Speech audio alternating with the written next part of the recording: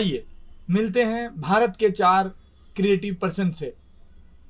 कांजी भाई गुजरात से, रामजी ठाकुर बिहारी बाबू, मनोज तिवारी मध्य प्रदेश से और महाराज कपिल देव हरियाणा से।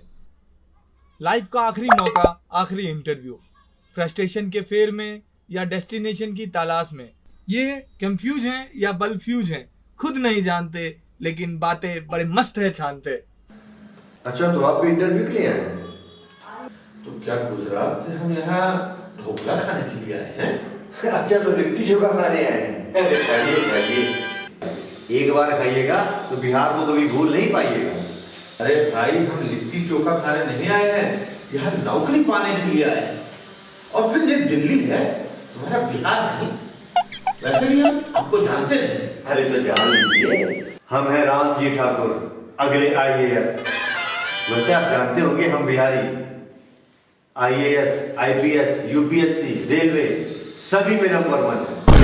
और हम गुजराती बिजनेस में, हमारे गुजरात में CA, MBA, MCA ये बनते हैं। भाई, हमारा हरियाणा भी किसी से कम नहीं है, समझे? हमारे यहाँ रेसलर हो गए, हमारे यहाँ बॉक्सर हो गए, ओलंपिक रिटर्न हो गए। अरे और तो और हमारे यहाँ महाबली खली हो गए, वो हमारे यहाँ की शान हो गए, शान, समझे कि नहीं? बस यूपी वाले चुप क्या बैठे, आप लोग हमें उल्लू समझ लिए? ना भाई ना, हमारा भारत खूबियों से भरा हुआ है। और जब बताओगे तभी तो जानेंगे ना मोटा भाई। तारो नाम छो? मनोज तिवारी। मनोज तिवारी, धन्य भाग हमारे।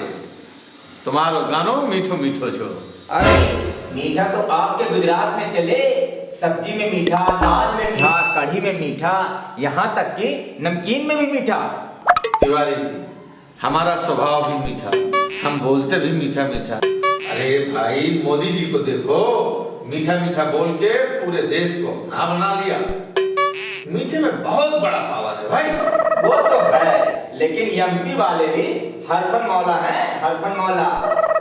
अरे ये बात तो हमको पता नहीं। तो ताऊ बता तो सही, हम भी तो जाने। हमारा MP जो है ना, देश का दिल है, जान है, धड़कन है। हमारे MP के लोग भक्त प्रधान हैं, कावड़ी करते हैं, सुंदरकांड करते हैं, प्रसादी करते हैं, यहाँ तक कि पैदल चलकर चुनरी चढ़ाते हैं। मतलब इनका प्रदेश भक्ति रस में डूबा रहता है। अरे भाई, अभी बात पूरी नहीं हुई। तो कर लो भाई पूरी बात, अभी इंटरव्यू में टाइम है। हाँ भाई मनोज तिवारी, बताइए। हमारे यहाँ के होनहार बच्चे दिन रात PUBG खेलते हैं, WhatsApp चलाते हैं, Facebook चलाते हैं और नेताओं के पीछे पीछे मतलब कि उनकी गुलामी करते हैं। और जो शेष समय बचता है ना, उसमें कोट पत्ती, 3 पत्ती, दहला पकड़ खेलते हैं और अपने समय का बलिदान करते हैं। बलिदान या बर्बाद? अरे भाई, आपकी नजर में तो बर्बाद ही होगा, हमारे नजर में तो बलिदान करते हैं। भाई, अपने दिमाग में तेरी बात नहीं घुसी। वेरी सिंपल, अगर हम लोग अपना टाइम बर्बाद ना करें तो आप लोग हर जगह नहीं होंगे। हम लोग भी IPS, IAS हो जाएंगे, यहाँ तक कि बिजनेसमैन, क्रिकेटर और पहलवान होंगे। सही कहा। धर्म करना कोई बुरी बात नहीं, धर्म करना बहुत ही अच्छी बात है। अरे तो हाँ, कह रहे हैं खराब बात है भाई। समाज की उन्नति के लिए, अपनी उन्नति के लिए, देश की उन्नति के लिए पढ़ना भी जरूरी है। सही कहा भाई, भगवान नकार और निकम्मों की कभी मदद नहीं करता। आओ सब मिलकर शिक्षा का दीजिए भाई।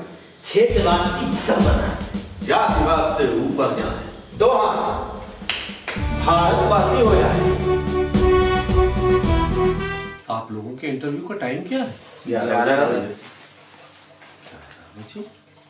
12 बज गए। दोस्तों, हम सब के 12 बज गए, बिना इंटरव्यू के ही रिजेक्ट हो गए। हम तो न घर के रहे न घाट के।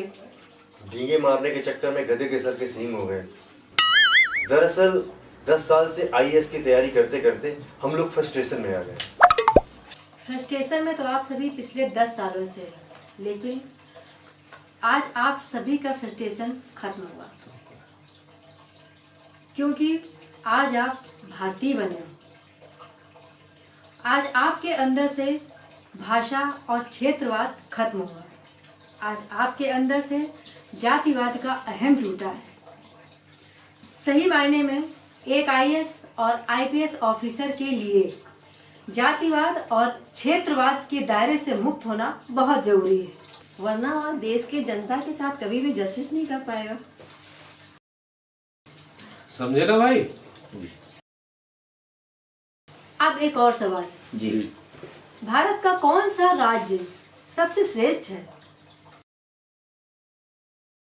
आप बताएंगे या मैं क्लू दूं? वैसे तो सभी राज्य श्रेष्ठ श्रेष्ठ हैं, लेकिन हमारा भारत सर्वश्रेष्ठ है। निश्चित तौर पर कौतूहल है मन में कि इतने अच्छे लोग हैं हमारे पास, तो इनसे कुछ ना कुछ पूछा जाए। आप लोग जानते हैं कि प्योर वाटर क्या होता है? हिंदी में पूछिए आप। Okay, right. शुद्ध जल की पहचान कैसे होती है, क्या आप जानते हैं? कोई बता सकते हैं आप में से कोई? मिस्टर गांधी, आप ही बताइए। पीने लायक पानी ही शुद्ध जल है। मनोज तिवारी साहब, अरे आप सर, बताएं। आरओ का पानी तो हम नहीं जानी, लेकिन हमारे यहाँ कुएं का पानी शुद्ध होता है। कपिल देव जी, कुएं का पानी हो ना हो सर, मगर हमारे यहाँ नहर का पानी शुद्ध माना जाता है। राम जी ठाकुर साहब भी हमारे साथ हैं, आप जी सर। बताइए। सर आरओ का पानी ही शुद्ध होता है। मुझे ये समझ में आ गया कि आपका ज्ञान गूगल है। चारों लोगों के उत्तर संतोषजनक नहीं थे, बहुत सामान्य सा उत्तर दिया आपने। मैं आपको बताता हूं कि पानी की पहचान कैसे की जाती है। ये पानी शुद्ध है या अशुद्ध, ये जानना हमें बहुत जरूरी है। हमारी दैनिक दिनचर्या में इसका महत्व तो इतना ज्यादा है और इसको हम इतना सामान्य लेते हैं, इतना सामान्य लेते हैं कि पानी है ये तो सब जगह अच्छा मिलता है। कोई नदी में पी लेता है, कोई हैंडपंप में पी लेता है, कोई तालाब में जाके पी लेता है, कोई किसी नदी पोखर में भी जाके पी लेता है। लेकिन पानी अच्छा है या नहीं है, इससे कुछ होगा या नहीं होगा, इससे क्या क्या बीमारी होंगी, इसका हमें ज्ञान नहीं होता। अब मैं आपको बताता हूं कि पानी की भी जांच की जाती है। पानी की भी जांच किया जाना बहुत आवश्यक है। इसके लिए भारत शासन ने इंडियन स्टैंडर्ड 10,500 मानक जो स्टैंडर्ड है उसको बनाया है। उसमें अलग अलग पैरामीटर्स विभाजित किए। 3 तरह के पैरामीटर होते हैं, पहला फिजिकल, दूसरा केमिकल, तीसरा बायोलॉजिकल। और इन तीनों पैरामीटर्स में जो पैरामीटर्स होते हैं वो मानक के स्टैंडर्ड उसमें दिए रहते हैं। जब जांच की जाती है तो उसको देखने के बाद ये पता लगता है कि ये हमारे पीने योग्य है या नहीं है। जैसे बायोलॉजिकल पैरामीटर सबसे खतरनाक जो आपको बीमारियां देता है, ई कोलाई, और आपको पीलिया है और डायरिया है, डिसेंट्री है, ये सारी चीजें अदृश्य होता है, इसमें कुछ दिखता नहीं है। इसके अंदर आपको पता ही नहीं चलेगा कि बैक्टीरिया है या वायरस है, अमीबा है, क्या चीज है, लेकिन इसमें होता है। और इसकी जांच कराना जो प्रयोगशाला होती है, इसकी मानक वाली प्रयोगशाला भी होती है, जो स्टैंडर्ड प्रयोगशाला होती है उसमें ही इसकी जांच होती है। हर सामान्य आदमी नहीं करा सकता। बहुत से लोगों को नहीं पता होता कि इसकी जांच कराना अनिवार्य है। जैसे ब्लड टेस्ट अपन कराते हैं, ब्लड में कुछ नहीं दिखता, लाल लाल दिखता है, लेकिन पानी भी ऐसे ट्रांसपेरेंट दिख रहा है। जब हम जांच कराते हैं तो इसके अंदर कम से कम नहीं तो 70 पैरामीटर ऐसे होते हैं जिसकी जांच करके ये पता लगता है पानी शुद्ध है या नहीं है। तो ये संदेश हम चाहते हैं कि हर नागरिक को पता रहे कि हमें पानी की जांच कराना है। कोई भी हैंडपंप खोदते हैं, कोई भी कुएं का पानी लेते हैं, एक बार उसकी जांच कराना बहुत आवश्यक है। स्कूल में वाटर सप्लाई करते हैं, बच्चे आते हैं, पीते हैं, ग्राउंड वाटर से पानी गया ऊपर। अब ग्राउंड वाटर का पानी हर आदमी कहता है वो तो भगवान का दिया, वो पाताल लोक से पानी आ रहा, ये तो शुद्ध हो गई। लेकिन आपको पता नहीं है कि उस पानी के साथ कौन से बैक्टीरिया मिल रहे हैं। ग्राउंड वाटर पॉल्यूट होता है, कभी कभी केमिकल से पॉल्यूट होता है। उद्योगों के जो दूषित जल निकलते हैं वो ग्राउंड वाटर में एब्जॉर्ब हो जाते हैं और एब्जॉर्ब होकर उसको पॉल्यूट कर देते हैं, लेकिन आपको उसमें दिखता कुछ नहीं है। पैरामीटर्स बढ़ जाते हैं उसके। जब हम जांच करते हैं तो पता लगता है अरे इसमें तो इतने इतने पैरामीटर बढ़े हुए हैं।